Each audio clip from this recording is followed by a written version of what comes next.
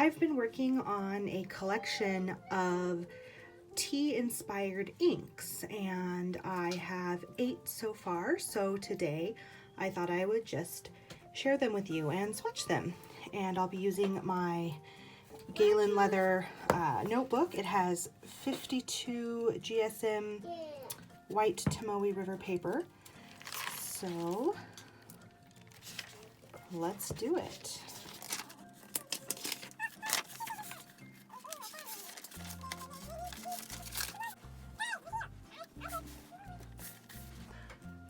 So I don't really remember when exactly I decided that I wanted to collect tea-inspired inks, but they really fall within the color range that I love. Like, I love greens and I love browns, warm browns, so it seemed like a good match.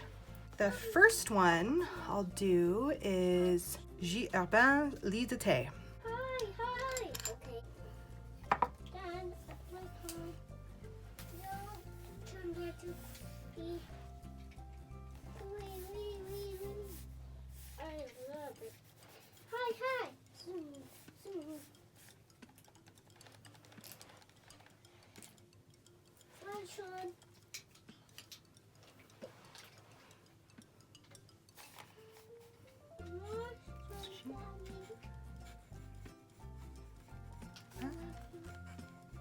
Lie de Thé, which I believe means tea leaves. So the color of tea leaves. Next I have Taccia Cha ink, another pretty brown. And I recently got this one, so I haven't had a chance to use it a lot yet, but I like swatching it to see the color.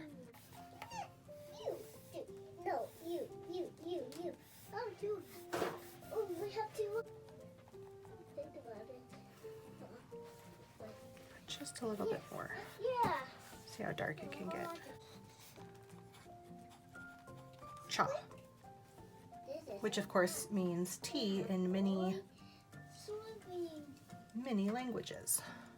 Next up, I have Robert Oster's Melon tea.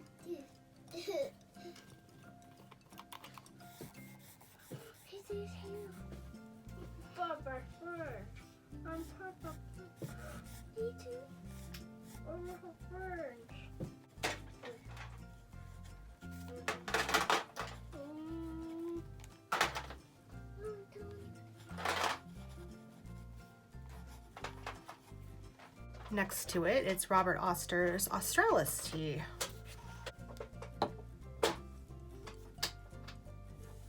Another lovely kind of ferny, mossy green.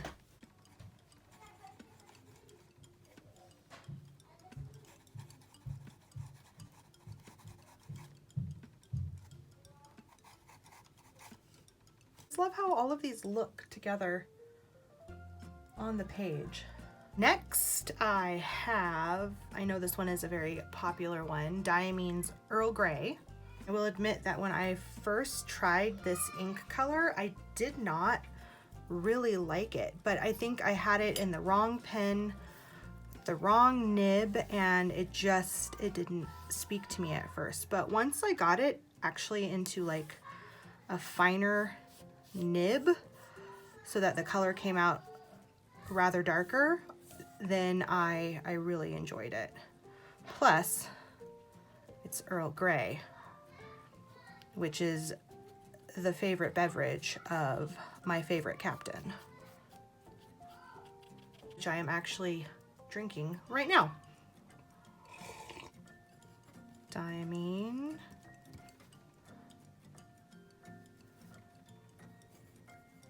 Earl Grey.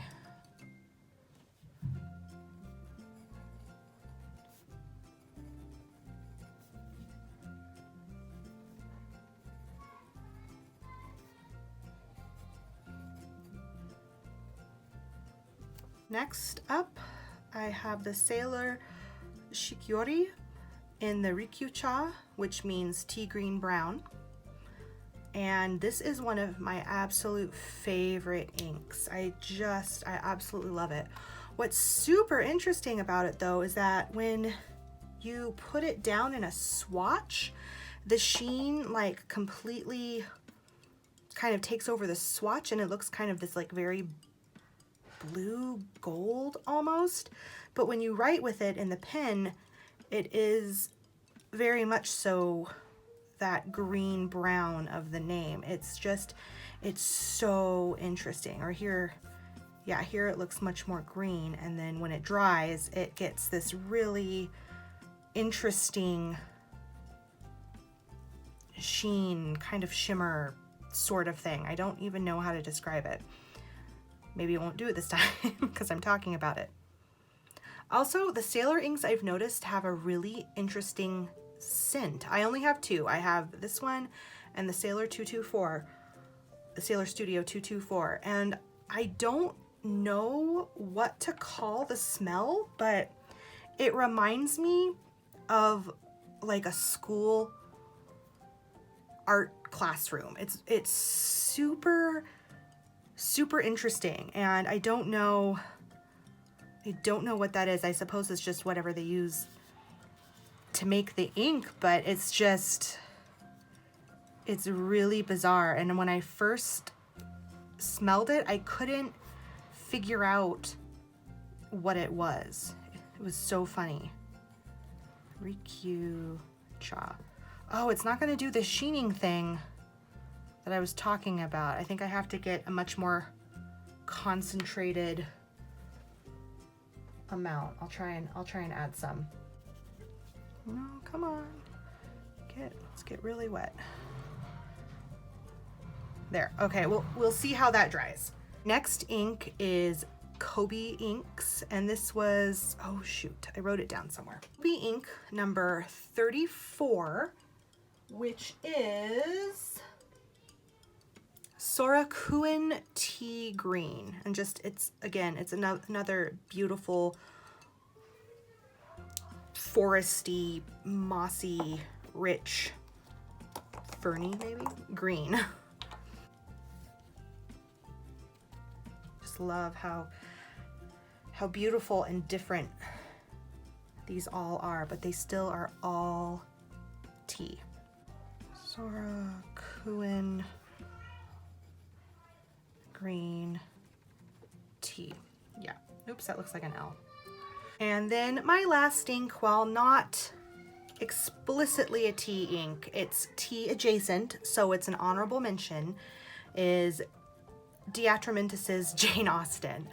And just another green I really love, and I have to include it in my tea collection because as a Janeite, I always associate Jane Austen with tea, and it's a beautiful green.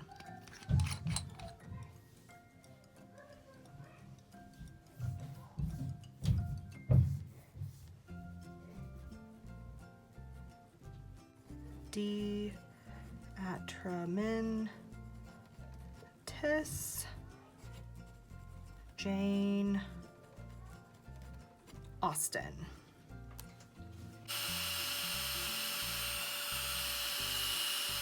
All of these are just, I love them all. I feel like I need a pin dedicated to each one, which is silly. I don't need to do that, but it would be very pretty. So the Lie de Thé, the Taccia, which I don't know if you can see on my phone, there is just ever so slightly a bit of sheen, not much.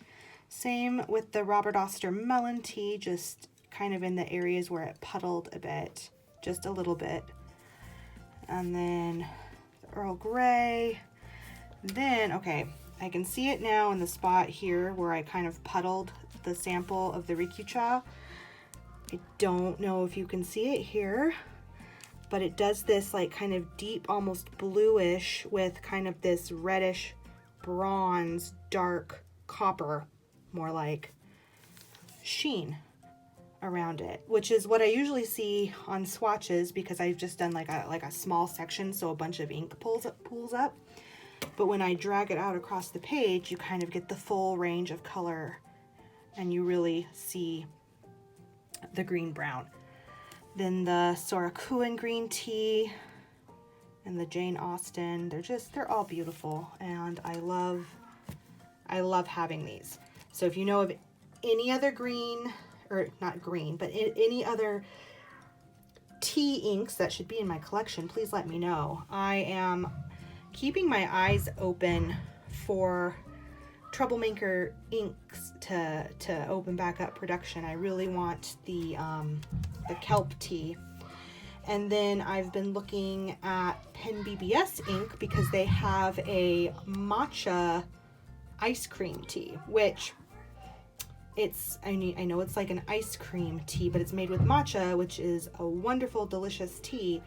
So, and it's such a pretty green color. I mean, it really does look like matcha. So I'm considering getting that. I know I should just get a sample to start, but I'm also really bad about just buying the whole bottle right off the bat because it's part of the collection, right? And then I could send samples. So anyway, that is it. Those are my tea inks at this point in time. And I hope you enjoyed that. I certainly enjoyed swatching them out. I always like playing with ink. Feels like an art moment. So anyway, thank you so much for watching, and I will see you next time. Bye.